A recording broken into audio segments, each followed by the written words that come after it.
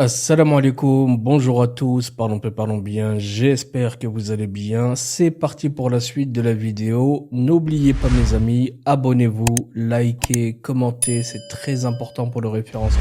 Donc je vous donnerai un max d'indications sur tout ce que je vais aborder dans cette vidéo de manière à ce que vous fassiez vos recherches si besoin, car la vidéo sera une fois de plus au format podcast. J'avais clôturé la première partie de cette vidéo sur le concept de menticide. Le menticide est une tactique de manipulation psychologique et de contrôle de l'esprit très peu connue qui est employée depuis la nuit des temps par les régimes totalitaires et en particulier durant la Seconde Guerre mondiale et la guerre froide. Le menticide, c'est un peu comme effacer qui vous êtes en vous faisant peur, en vous lavant le cerveau et en vous forçant à penser différemment. Just Mirlo, qui a beaucoup étudié ce sujet, explique dans son livre que des choses comme la propagande, l'enseignement forcé, la torture et la peur sont utilisées pour briser la volonté et l'esprit des individus. Quand je mettrai en place la newsletter, je vous partagerai tout un tas de livres, comme vous me le demandez depuis longtemps. Ça vous permettra d'approfondir, si vous en avez la volonté, tous les sujets qu'on peut aborder. Mais je vous invite vraiment à étudier ce livre dont je vous ai parlé dans la première partie de ce sujet, que je vais de toute manière détailler dans cette vidéo. Ce concept était déjà utilisé par le passé pour détruire l'esprit de l'ennemi, par exemple. Rappelez-vous des avions Junker 87 de la Luftwaffe durant la Seconde Guerre mondiale. Eh bien, ces avions avaient une particularité. C'est que lorsqu'ils piquaient, ils émettaient un bruit de sirène terrifiant qui n'était pas un défaut de l'avion, mais bien là pour terrifier l'ennemi. On les appelait même les trompettes de Jéricho, car ils apportaient la peur. Depuis toujours, les humains ont compris que notre esprit peut être influencé. Ils ont créé tout un tas de méthodes pour ça, que ce soit des rituels, des masques effrayants brandis par des tribus pour asseoir leur autorité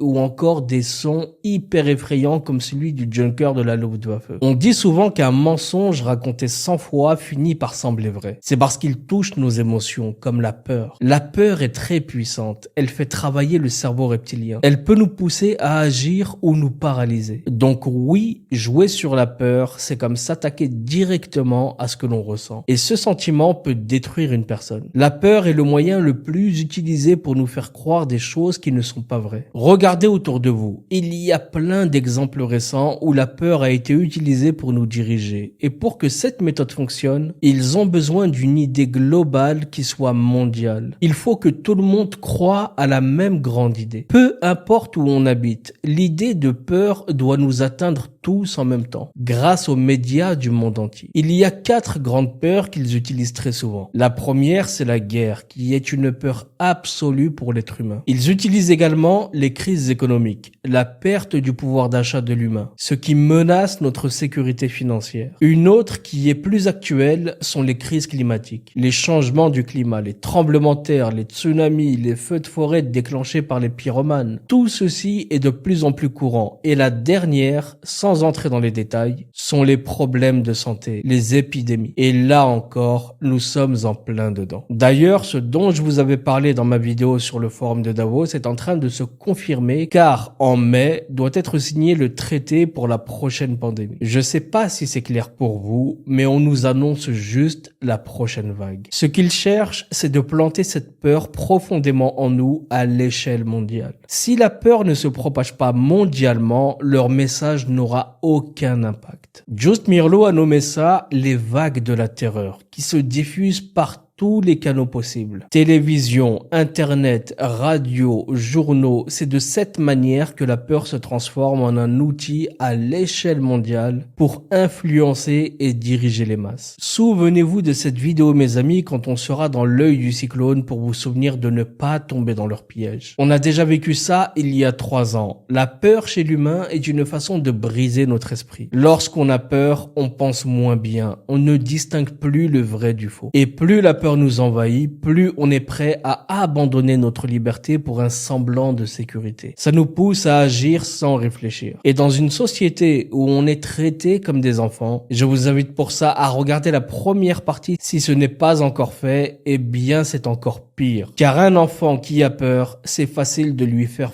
ce qu'on veut. Son esprit est facile à influencer. Quand est survenue la crise du Comics 19, nous étions désemparés. incapable de comprendre l'ampleur de ce qui se passait, ou même de penser que cela puisse toucher une grande partie de la population. Cela me rappelle ce que Just Mirlo évoquait dans son livre sur notre difficulté à reconnaître les signes avant-coureurs. La première alerte a eu lieu en novembre, en Chine. Il y avait des bruits qui couraient sur une grippe particulièrement virulente qui commençait à se répandre. En France, nous étions plus sereins. On pensait que ça allait juste toucher quelques personnes et puis s'arrêter là. Mais la réalité a rapidement rattrapé notre optimisme. Des images de médecins chinois entièrement protégés par des équipements de sécurité ont commencé à circuler, nous faisant réaliser la gravité potentielle de la situation. Il y a également une chose troublante que j'avais vue mais pas compris sur le moment. C'est quand j'ai regardé la couverture du magazine The Economist qui est sorti en octobre ou novembre 2019. Je vous invite à aller le regarder après cette vidéo. Ce magazine, comme les autres, a dépeint une fois de plus et selon un plan et sûrement pas des prévisions, ce qui allait se passer quelques mois seulement après, car je vous rappelle que la crise du Comics-19 a démarré le 16 novembre. Donc ce que je vais vous dire là était impossible à savoir au moment où a été publié le magazine. Sur cette couverture, on pouvait voir une échelle optométrique. Vous savez, c'est ce tableau de lettres que vous avez chez votre opticien qui sert à contrôler votre vue. Et sur ce tableau, il y avait un détail bien caché, mais très important. Un élément qui n'était pas des moindres. Cet élément annonçait juste ce qui allait se déclarer quelques mois plus tard. En effet, tout en bas, à la dernière ligne, on pouvait lire le mot Nightingale. Je vous l'appelle Nightingale.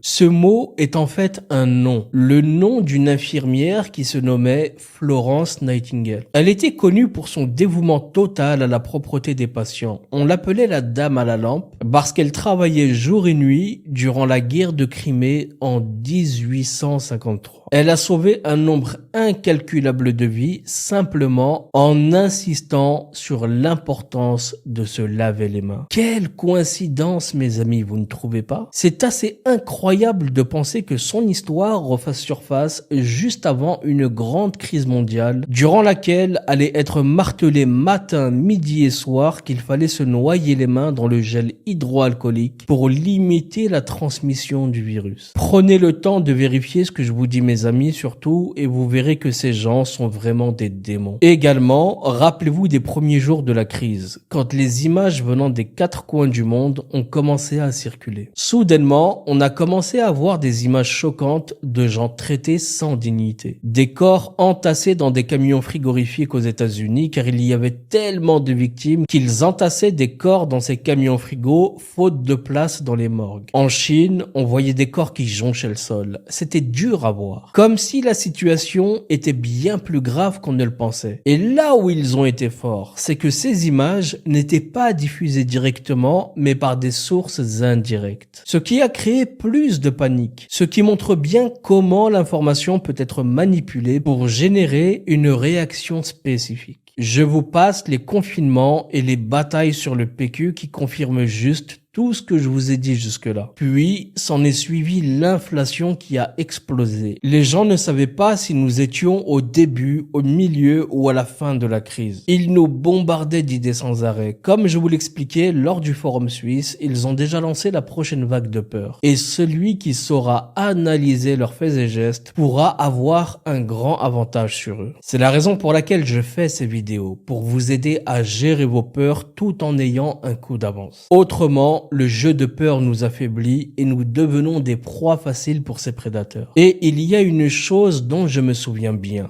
Beaucoup de personnes qui étaient effrayées à cette période me demandaient souvent pourquoi je ne faisais pas de vidéos comme tout le monde sur le sujet. La raison est simple, mes amis. J'ai choisi de ne pas me laisser influencer par la peur et la manipulation. Je savais où je marchais. Je vivais tranquillement ma vie en observant les primates se battre sur l'huile de tournesol et le PQ comme un mec au cinéma qui mange ses pop-corn avec passion devant son film. T'es choqué par ce que je dis? Désabonne-toi et ne m'emmerde pas. Je savais savais très bien où j'allais en fait. Je savais que le nuage finirait par se dissiper. Je m'informe un minimum, je fais attention, j'essaie de comprendre ce qui n'est pas dit clairement, ce qui m'évite l'épuisement psychologique, là où beaucoup se sont sentis écrasés comme si on les traitait moins bien. Des proies qui ont été épuisées jusqu'à se laisser aller avec les excuses qu'on a tous entendues. Oui, mais fallait que je voyage. Je devais aller à la salle de sport. Et le prédateur s'est jeté à leur gorge, ou devrais-je dire à leurs veines. À la télé, ils ont passé leur temps à assommer les gens avec des infos bidons, des tas de confusion. Ils ont embrouillé tout le monde. Ils changeaient d'avis comme de chemise. Un coup, il n'était pas utile de faire ceci, puis le lendemain, c'était finalement utile. Puis, des vax promis qui n'arrivaient pas, ou encore cette marque qui était mieux que celle-là. Ça a vraiment semé la pagaille. Et pour ceux qui ont étudié le totalitarisme, c'est exactement ça. Des fausses infos à toutes les heures, de la confusion, encore plus de confusion. Et maintenant, plus personne ne veut assumer le chaos. Ils se rejettent tous la patate chaude d'un drame sanitaire qu'il n'est plus possible d'assumer. Les langues se délient. Un scandale qui en a laissé plus d'un sur le carreau. Des personnes qui étaient en pleine forme se retrouvent soudainement épuisées sans raison apparente. Et bien sûr, je ne parle pas des cas les plus tragiques. Et malgré ce que vous pourrez dire, il est très important de revenir sur ces événements. Que dire de ces actions collectives auxquelles étaient appelés les Français durant cette période? Par exemple, à 19h30, sortir mettre de la musique et danser dans les balcons. À 20h, on nous disait de sortir applaudir dans les balcons. À 21h, de sortir faire du bruit avec des casseroles. Et vous avez cette flopée de gogoles sur les réseaux sociaux qui te partageaient des joueurs de saxophone en te disant « Ouh là là, regardez celui-là, il joue trop bien !» Je n'arrive pas à croire que les gens aient pu faire ça tout en oubliant qu'on participait tous à un cirque géant. Si ce n'est pas de la manipulation, expliquez-moi ce que c'est. Et malgré toutes ces interactions de balcon à balcon, eh bien on se sentait isolé, seul avec nos séries Netflix ou des films qui laissaient complètement indifférents. Tout ça laisse à réfléchir sur comment, malgré notre scepticisme, nous pouvons être influencés ou contrôlés. La question se pose alors, comment sommes-nous contrôlés? À travers les médias, Internet, les réseaux sociaux et leurs algorithmes. Les moyens de nous influencer ont été parfaitement organisés pour détruire nos capacités. Les plateformes de réseaux sociaux sont conçues pour nous captiver, en nous montrant exactement ce qu'on aime, tout le temps. Comme je vous le disais dans ma vidéo précédente, dans une société où les gens ont été infantilisés, sortir du piège des réseaux sociaux est un défi de taille. En Chine, par exemple, ils ont décidé de limiter le temps passé sur TikTok et de contrôler le contenu accessible pour encourager les gens à consommer du contenu plus enrichissant. Donc, ok,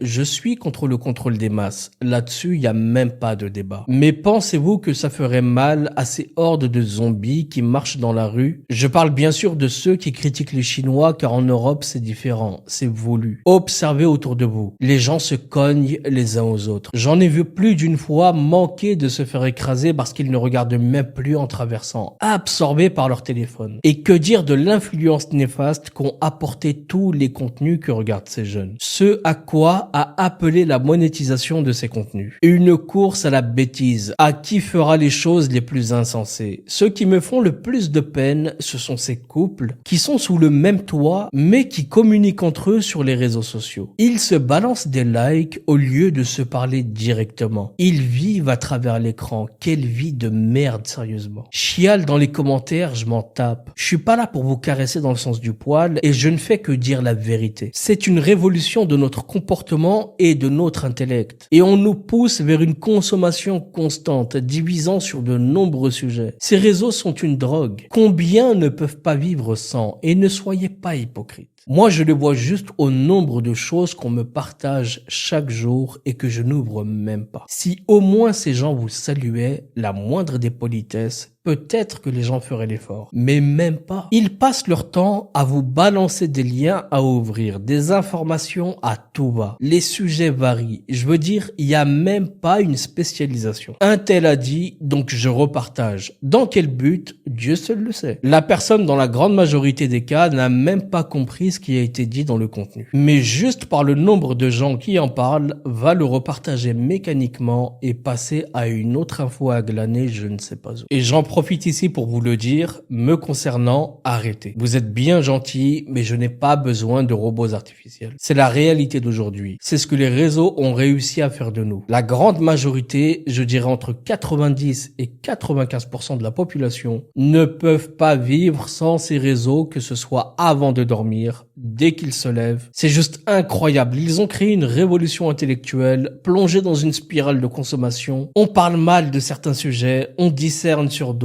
on est polarisé. C'est tout ce qu'ils veulent et vous tombez les deux pieds dedans. Dans notre monde actuel, on achète sans arrêt. Quand on regarde une série, c'est presque impossible de trouver des personnages qui agissent de façon adulte. Même quand ils ont 30 ans, ils se comportent comme des adolescents mentaux, sans parler du wokisme qui s'est infiltré partout. Un monde de guimauve. Quand vous tombez sur quelque chose d'à peu près potable, vous avez l'impression d'avoir trouvé une pépite d'or dans le sud-ouest de l'Australie. Ensuite, mes amis, on arrive au plus gros chapitre abordé par Juste Mirlo, l'isolement. L'arme définitive des élites. Celle utilisée pour contrôler. Un peu comme l'expérience de Pavlov, qui est l'expérience la plus célèbre du personnage sur des chiens sauvages de Sibérie. Et celui qui a lu Pavlov se souvient de l'histoire des chiens de Pavlov et se souvient surtout de comment, en utilisant une simple cloche, il réussissait à influencer ses chiens avec de simples signaux. Imaginez-vous 2 secondes domestiquer un animal sauvage en quelques jours, voire même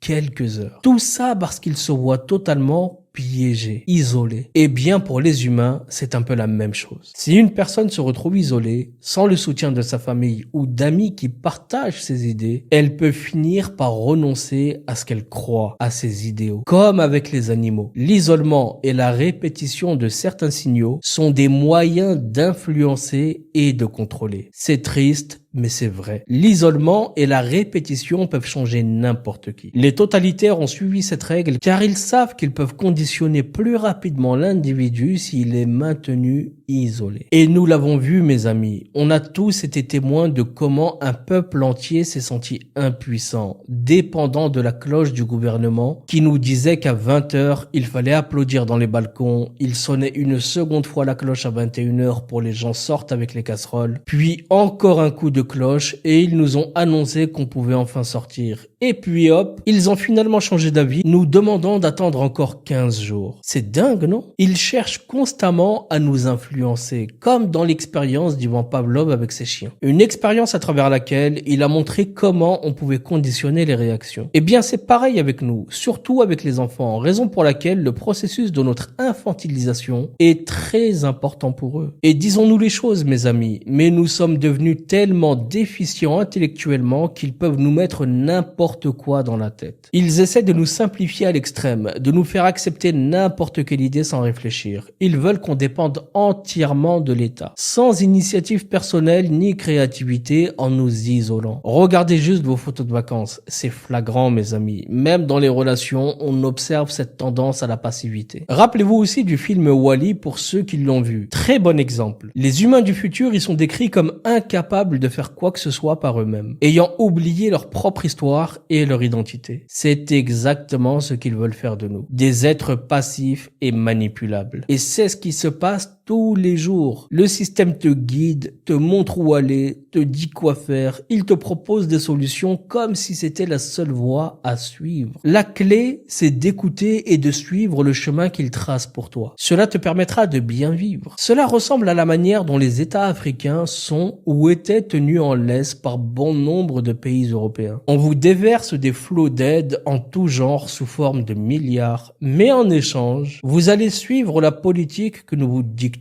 et nous laisser exploiter vos terres que de toute manière, primates que vous êtes, n'êtes techniquement pas capable d'exploiter. Et s'il arrive un jour qu'un de ces États décide pour une raison X ou Y de se rebiffer, on coupe le robinet des aides et on organise un putsch qui causera des milliers de morts au passage, tout ça pour placer une nouvelle marionnette. En bref, mes amis, un autre sujet mais complètement à l'opposé. Souvenez-vous comment on jouait avant, comment on s'amusait. On passait notre temps dehors. Nos parents nous fixaient une heure de retour et c'était parti. On disparaissait jusqu'au soir, libre et insouciant. On nous laissait à notre libre arbitre. On avait des aires de jeu dans les quartiers, dans les villes. On avait nos bandes de copains. On inventait des jeux improbables avec ce qu'on trouvait par terre. Puis un beau jour, tout a disparu. Tout a été démantelé. Les aires de jeu ont commencé à disparaître en nous faisant croire qu'elles n'étaient plus sûres ou appropriées pour les enfants. Avant, je sais pas si c'est le cas pour vous, mais on avait ce sentiment que les rues nous appartenaient. Dans le bon sens du terme. On jouait dehors dans un environnement favorable pour grandir. Mais tout doucement, ils nous ont enlevé ces espaces publics où on jouait. On constate que les enfants ne jouent plus dans la rue. Tout a changé de nos jours. Les gamins préfèrent rester à l'intérieur, surtout si depuis petit, ils ont été habitués aux écrans par des parents trop occupés pour sortir. Dans certains villages, on voit encore des enfants jouer au ballon sur la place du village après l'école, mais c'est clairement en voie de disparition. Le monde aujourd'hui, c'est de les inscrire à 3500 activités extrascolaires. Ils passent leur temps à courir d'une activité à l'autre, de l'anglais à la natation, puis le cours de karaté, le conservatoire et j'en passe. Leur emploi du temps est si chargé que leur cerveau ne s'arrête jamais. Car de cette manière, ils n'assimileront rien. Ils ne savent même plus s'ennuyer. Aujourd'hui, avec les smartphones, ils préfèrent se divertir avec n'importe quoi. Au lieu de lire un livre, ce qui demande un peu d'effort et de concentration, ils préfèrent regarder une série ou des vidéos courtes qui ne demandent aucun effort de réflexion. Ce que veut le système, c'est qu'on regarde la vie à travers un verre. Ne surtout pas participer à la vraie vie. Ne plus se battre pour réaliser ses rêves. On finit par se voir comme un simple numéro de plus, sans opinion ni personnalité propre. Et pour couronner le tout, si vous cherchez un moyen d'échapper à la réalité, on vous propose une solution toute faite mais pas idéale. Les antidépresseurs. Ces médicaments qui peuvent devenir très addictifs et qui promettent un bonheur éphémère à coups de diazépam, lorazépam et j'en passe. On finit par les consommer sans réfléchir, un peu comme des bonbons. Et la question qu'on me pose vraiment, c'est est-ce qu'on peut les défier? Ma réponse, mes amis, en toute honnêteté, c'est non. On peut s'organiser, mais il faut savoir que quand vous tentez de vous organiser, ils vous stoppent et éradiquent la racine. Ils attaquent les leaders. C'est pourquoi je n'ai jamais compris tous ces types qui sont sortis de nulle part avec des discours enflammés disant qu'ils allaient s'organiser pour faire tomber le pouvoir. Mais quelle naïveté. Vous savez, il y en a eu une flopée sur YouTube. Quelle naïveté. Faut vraiment être un QI négatif pour s'imaginer qu'on va vous regarder faire. Et je sais que beaucoup de fragiles qui m'écoutent sautent au plafond quand je dis les choses comme elles doivent être dites. Mais Kamel, tu te prends pour qui pour parler comme ça? Je me prends pour quelqu'un qui est sur sa chaîne et qui ne te force pas à y rester. Donc oui, ce sont pour moi des bas de plafond, je suis désolé les amis. Car dans quel monde imaginez-vous que cela puisse fonctionner? Le terme démocratie est un doux euphémisme. Aucun dirigeant sur cette planète vous laissera l'attaquer frontalement sans vous concocter une réponse, même la plus indirecte soit-elle. Vous devriez étudier le compromat.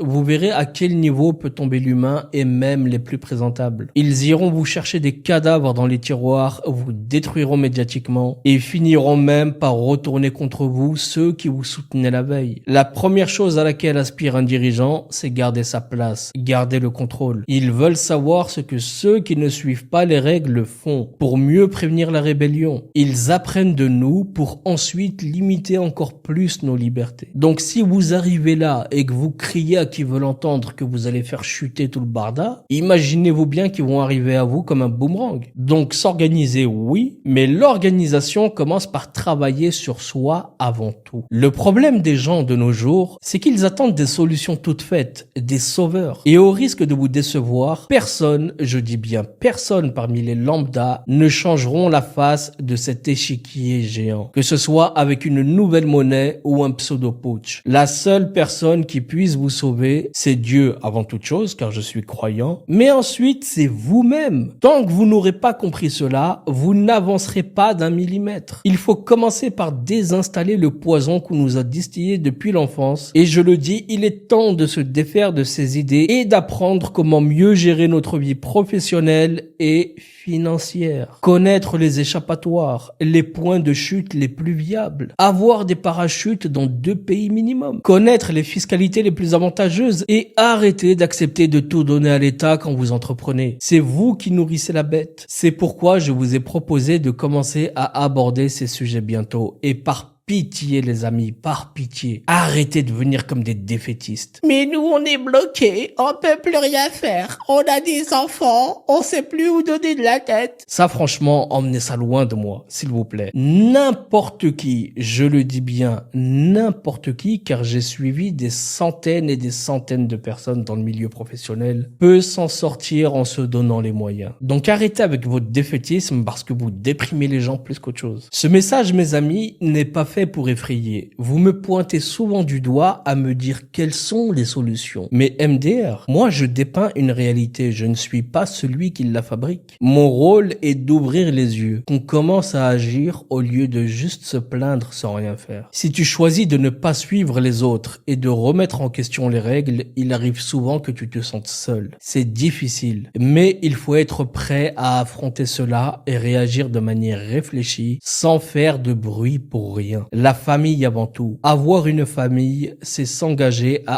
améliorer leur quotidien. Pas seulement le sien. C'est parce qu'on tient plus à eux qu'à nous-mêmes. Seul, on pourrait se contenter de peu. Mais avec une famille, on cherche toujours à faire mieux. Motivé par l'amour, pas par la peur, et c'est ce que certains essaient de nous faire oublier. La famille, c'est une force, quelque chose pour laquelle on se bat tous les jours. Aujourd'hui, il y a des forces, comme certains aspects du féminisme, qui semblent vouloir affaiblir la famille en ciblant les femmes, qui sont souvent le cœur de cette famille. Car si on affaiblit la femme, on affaiblit la famille, donc on affaiblit la société. Donc moi, je refuse de penser que tout est perdu. Même en petit nombre, équipé des bons outils et d'un brin de courage, on peut bâtir un futur meilleur. Il ne faut jamais baisser les bras, peu importe les obstacles. Vous connaissez l'histoire d'Auguste Landmesser? Vous chercherez sur Google, c'est la personne qui a refusé de faire le salut à Adolf Hitler pendant un défilé en 1936. Il était le seul à ne pas le faire. C'est courageux, non? Parce que dire non quand tout le monde dit oui, c'est risqué. Mais ce Auguste nous montre qu'il faut suivre ses convictions, même si c'est dangereux. C'est comme ce poisson qui décide de nager à contre-courant. Et bientôt, d'autres poissons le suivent. Ensemble, ils partagent des idées, des valeurs. Et pour résister à la pression, il faut avoir des valeurs solides. N'oubliez pas, mes amis, notre vrai combat se passe dans notre tête. Si on laisse les autres décider de ce qu'on pense, ils ont tout pouvoir sur nous. C'est le défi le plus important à relever, la dernière bataille à mener. On a vu l'importance du contrôle des esprits. Comment les élites peuvent influencer nos pensées. À nous d'être vigilants et de ne plus retomber dans leur piège. Voilà mes amis pour cette vidéo, j'espère que les 2 parties vous seront utiles. N'hésitez pas à donner votre avis dans les commentaires, à me dire ce que vous en avez pensé et ce que ça vous a potentiellement apporté. Si vous voulez plus de vidéos comme celle-là, n'hésitez pas. Il y a un tas de pans psychologiques qu'on peut développer et ça aide réellement à avancer. Lisez mes amis, car la lecture ça délivre réellement. Je vous dis à très bientôt, prenez tous soin de vous et de vos proches. Assalamu alaikum, paix sur vous.